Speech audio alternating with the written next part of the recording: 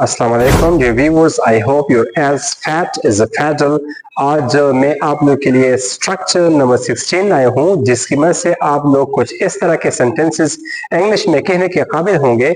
जैसे कि हम कहते हैं कि वो स्कूल के बहाने सिनेमा जाता है, या वो मोबाइल फोन पर स्टडी के बहाने फिल्में देखता है, या वो भीख मांगने के बहाने आंधा बना। तो इस तरह के सेंटेंसेस हम इंग्लिश में किस तरह कहेंगे और इसके लिए कौन सा स्ट्रक्चर यूज होता है, तो उस स्ट्रक्चर की तरफ आते हैं। तो स्ट्रक्चर है क्लोज। इस क्लोज में आप लोग प्रेजेंट इंडेफिनिट यूज कर सकते हो अगर आप प्रेजेंट रूटीन की बात करते हो, और इसमें आप लोग पास्ट इंडेफिनिट यूज कर सकते हो अगर आप लोग किसी ऐसे एक्शन के बारे में बात करते हो जो पास्ट टाइम में वाक़या हुआ हो। और इसके बाद स्ट्रक्चर के कीवर्ड्स है ऑन द प्रीटेक्स्ट ऑफ, जिसकी मीनिंग बनती है कि बहाने पर या के बहाने पर। और इसके बाद जिस काम के बहाने पर कोई बंदा दूसरा काम करता है, तो उस काम को आप लोगों ने आईएनजी फॉर्म की सूरत में मेंशन करना है।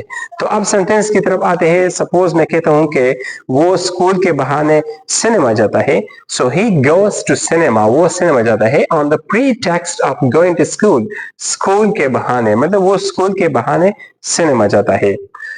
नेक्स्ट सेंटेंस है he watches movies on mobile phone, वो मोबाइल फोन पर फिल्में देखता है on the pretext of studying, study के बहाने, मतलब स्टडी वो बहाना करता है और एक्चुअली वो फिल्में देखता है मोबाइल फोन पर।